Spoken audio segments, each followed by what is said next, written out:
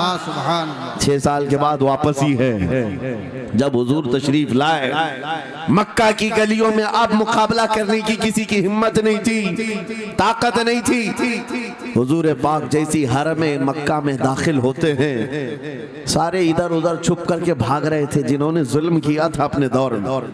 कोई इसके घर भाग रहा है, कोई उसके घर भाग रहा है। वो दिन आएगा, याद रखो, वो दिन याद रखना। कुफ्फारे मक्का भाग रहे थे, जान बचा रहे थे, और मेरे आका काबे के पास खड़े होकर के ऐलान कर रहे थे, आज तुम्हारी जान बख्श दी गई है, आज तुम्हारे लिए रहमत का दिन है, हम आज किसी के साथ मुकाबला नहीं करेंगे। हुजूर अपनी रहमत के खैरात बांट रहे हैं। फिर अब सुनो, 10,000 सहाबा के साथ जब मक्का मुकर्रमा में मेरे आका दाखिल हुए, अब खाने काबा खोलने की बात थी। चाबी किसके पास है? उस्मान बिन शैबा के पास। बुलाया रसूलुल्लाह ने, कहा है उस्मान बिन शैबा? आए, सर झुकाए हुए आए, ईमान लाए हुए नहीं थे। कहा लाओ चाबी। चाबी दे दिया हुजूर के हाथ में। कहा है उस्मान, क्या मैंने ये बात नहीं कही थी, एक दिन ये चाबी मेरे हाथ में आएगी? वो सर नहीं उठा सके, सर झुकाए खड़े रहे। मेरे आका ने अपने हाथों से चाबी खोला, खाने काबा का दरवाजा खोला, और वहां से सारे शिर्क व कुफ्र की आलाइशों को पाक किया।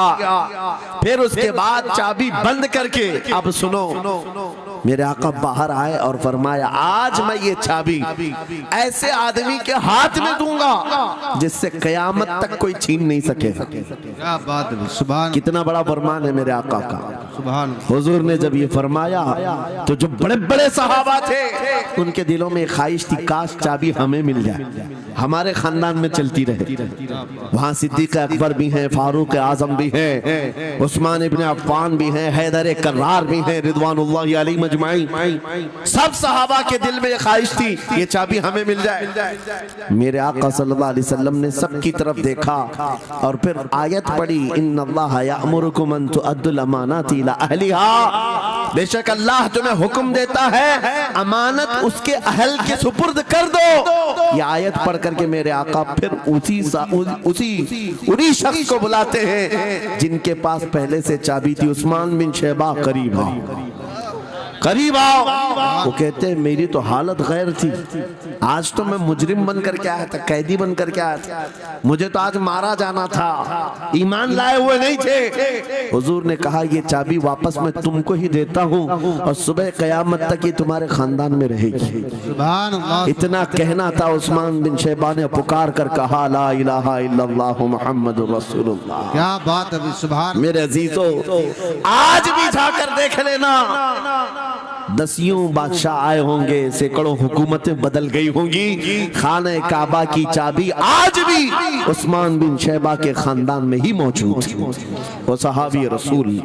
मैं ये हदीस इसलिए आपके सामने अर्ज किया, तुम उस रसूल के उम्मती हो, उस रसूल के उम्मती हो जिन्हें एक बार ललकार करके चैलेंज कर दिया गया था कि काबा की चाबी नहीं देंगे। मेरे आका सल्लल्लाहु अलैहि वसल्लम ने अपने जलाल और जमाल के संगम के साथ ऐलान फरमाया था, ये चाबी मेरे हाथ में होगी। आज उस हबीब कायनात रसूल कायनात सल्लल्लाहु अलैहि वसल्लम की उम्मत को मैं ये हदीस सुना करके अर्ज कर रहा हूँ, हालात अगर मक्का जैसे आ गए तो नर्वस मत हो जाना, हमारा घर लुट जाएगा, हमारी चाबियां चली जाएंगी, हमारे कुवाड़ दरवाजे बंद हो जाएंगे। उस नबी को याद करना, आका आपका उम्मती अगर बेघर किया जा रहा है, आपकी तरफ से मदद आ जाए और आएगी, मेरा यकीन है मदीने से आवाज आएगी। आज ये जालिम कुत्ते अगर तुम्हारा दरवाजा बंद करते हैं, इंतजार करो, इंतजार करो, कुछ देर की खामोशी है, फिर शोर आएगा। आज कुत्तों का वक्त है, कल हमारा दौर आएगा। नारे तकबीर, नारे रिसालत, अज़मते रसूल, शाने रसूल, फैज़ाने औलिया इकराम, फैज़ाने आशिक़े रसूल। बात सिर्फ इतनी है कि हम छोटी छोटी तकलीफों से बिलबिला उठते हैं और हम सबर की तरफ नहीं देखते, हमें हालात आज हिला दिए जाएंगे, झिझोड़ दिए जाएंगे। कुरान पाक में रब ताला फरमाता है, अम हसीबतुम अन तदखुलुल जन्नह वलम्मा यातिकुम मसलुल लदीन खलौ मिन क़ब्लिकुम मस्सतहुमुल बअसाउ वद्दर्राउ वज़ुलज़िलू हत्ता यक़ूलर रसूलु वल्लदीना आमनू मअहू मता नस्रुल्लाह अला इन्न नस्रल्लाहि क़रीब। मेरा रब फरमाता है, क्या तुम ये सोच कर बैठे हो कि ऐसी ही जन्नत में दाखिल हो जाओगे और पहले वालों को जिस तरह तकलीफें आई तुम्हें नहीं आएंगी? उनको हिला दिया गया था, यहाँ तक कि रसूल ने भी और उनके साथ ईमान वालों ने भी ये कह दिया, ये कहने लग गए अल्लाह की मदद कब आएगी? आगाह हो जाओ, अल्लाह की मदद बहुत करीब है। कुरान की आयत है। तुम अगर ये गुमान करके बैठे हो कि यूं ही जन्नत में चले जाए, हाँ यूं ही हम सारी मंजिलें तय कर लेंगे, जिसका जितना ईमान होगा उतना वो आजमाया जाएगा, उतने इम्तिहानात से गुजारा जाएगा। आज ऐ नौजवानों, तुम्हारे इम्तिहान का वक्त करीब आने वाला है। तुम्हें क्या करना चाहिए? क्या करना चाहिए? इम्तिहान देने के लिए तैयार रहना चाहिए, वरना हवाओं की कीड़े मत बनना। आज हवा उनकी चल रही है तो उनकी जय जय करेंगे, कल इनकी चल रही है इनकी जय जय करेंगे। ईमान वालों की ये मेयार नहीं है। जो ईमान वाला है वो हर आंधी में डटा रहता है, जमा रहता है। खालिद बिन वलीद को याद करो, एक लश्कर लेकर के वो एक इलाके में गए थे। तवज्जो है नौजवानों, हाँ मैं देख रहा हूँ बहुत सारे खड़े हुए हैं और बैठे हुए भी हैं, जो जैसा है वहीं जमा रहे हैं, क्योंकि ये महफिल रसूल है, महफिल रसूल है। जाहिर सी बात है, खड़े होने वाले वो भी उतना सवाब हासिल करेंगे बैठे हुए, लेकिन कुरान कहता है ला यस्तविल काइदून, यानी बैठे हुए लोग खड़े हुए लोगों के बराबर नहीं होते। खैर बात यह है कि आप अपना जहन इस तरफ रखें। खालिद बिन वलीद उस अजीम मुजाहिद की बात कर रहा हूं रज़ी अल्लाह तआला अन्हु। एक लश्कर लेकर, नौजवानों का लश्कर था, एक ईसाई किले का मुहासरा कर लिया, और किले का मुहासरा करने के बाद अंदर सख्त लोग थे, मुकाबला कर रहे थे, लेकिन किला फतह नहीं था। अब अंदर वालों ने ये मशवरा कर लिया, जो बड़ा राहिब था, पादरी था, कहा ये खालिद बिन वलीद है, इससे लड़ना आसान नहीं है, ये जहां जाता है फतह के झंडे गाड़ कर आता है। उसने जो गुरु घंटाल था सबको जमा किया और कहा मैं एक तरीका ढूंढा, इसके जरिए से इनके ऊपर हम कामयाबी हासिल कर लेंगे। सबने कहा हम इत्तेफाक करते हैं। कहा क्या तरीका है? गुरु ने कहा, पादरी ने कहा ये बैठाए ये सब चीजें महफिल रसूल के आदाब नहीं। जो लोग बैठा रहे हैं, मैं कह रहा हूं जो जहां है जिस हालत में खड़े रहेंगे इंशाअल्लाह। आप अगर खड़े होने में दिक्कत महसूस कर रहे हैं, मैं भी खड़ा होता हूं इंशाअल्लाह। ठीक है?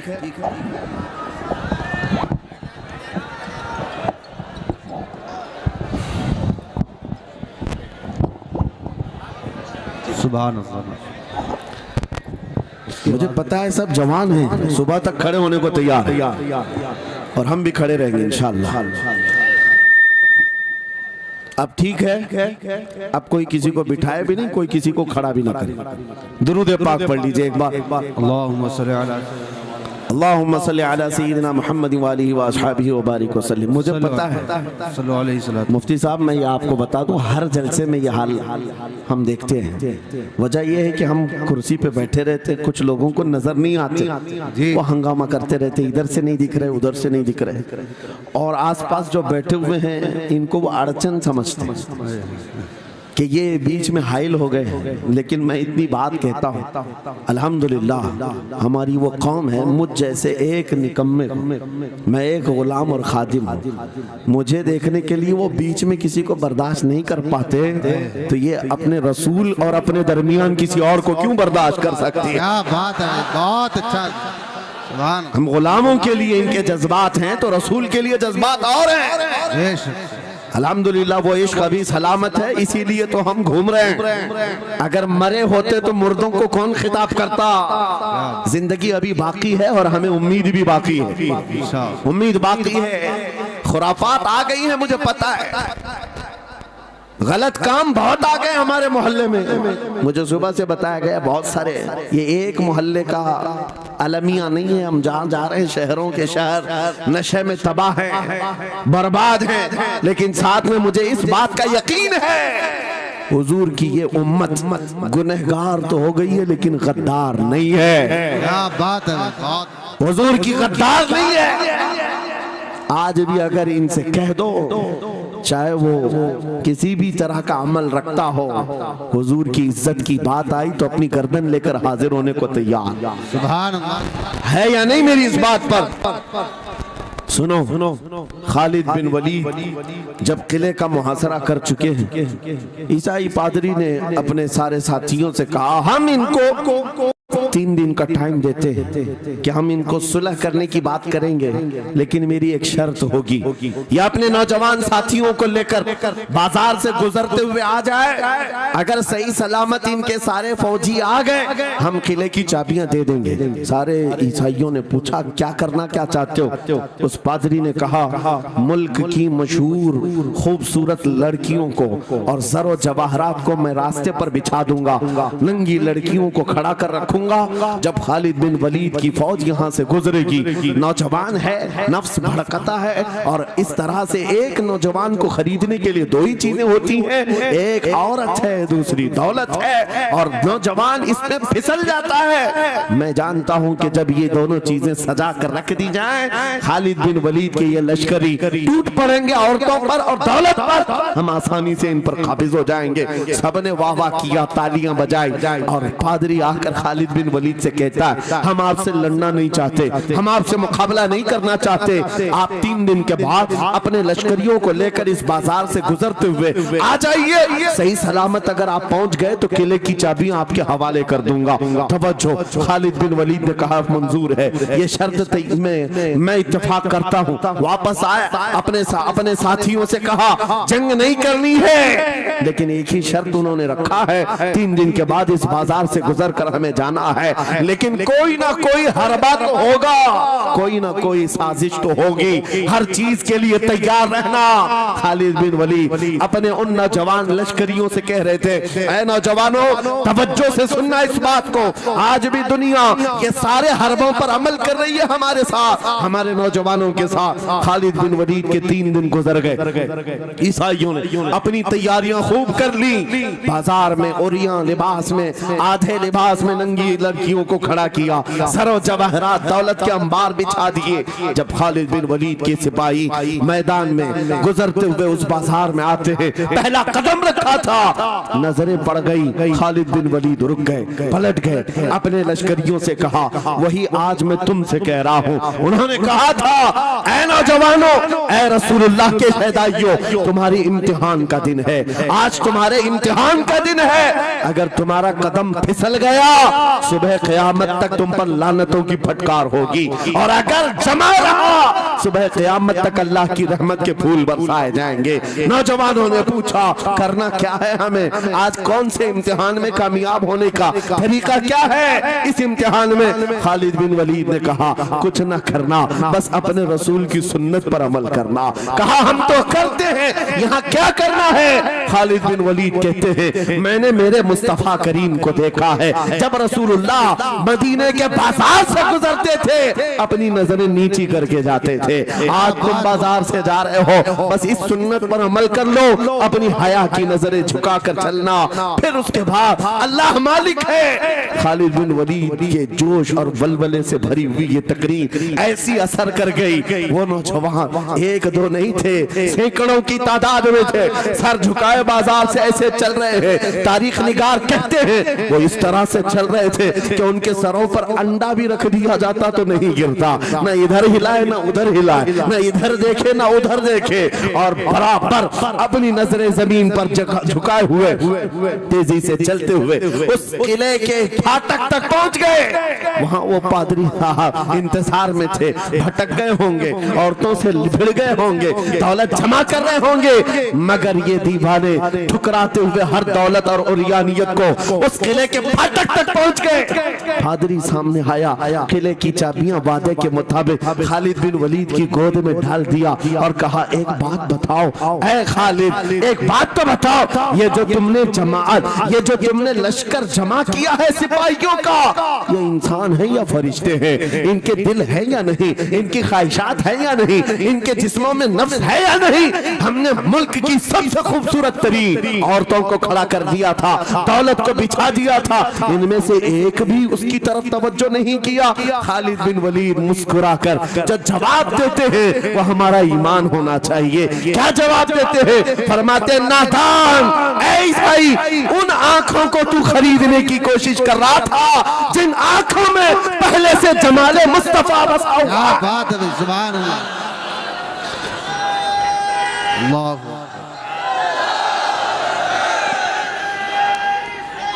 या रसूल।